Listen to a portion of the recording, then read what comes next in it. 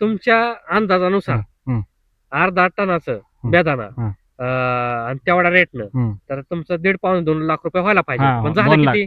3.5 लाख रुपये. 3.5 लाख रुपये. म्हणजे एक्स्ट्रा किती झाले? साधारणतः 1.5 लाख 1.5 लाखाच्या आसपास कमीत 1.5 लाख कमी तर झाले. 1.5-2 लाख रुपये एक्स्ट्रा झाले ना. झाले. 1.5 लाख रुपये एक्स्ट्रा झाले. झाले झाले. म्हणजे तुमचा अंदाज चुकला इथं अंदाज चुकला. उत्पन्नामध्ये.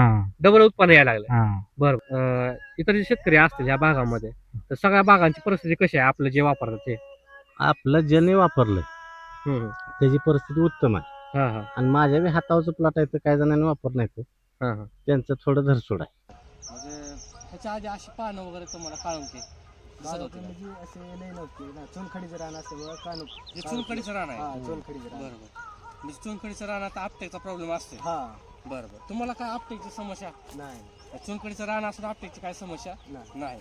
बरोबर.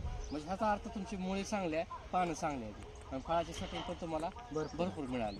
तुम्ही ही सेटिंग वगैरे बघून समाधानी आहेत का? ती झाडं लय बदलली.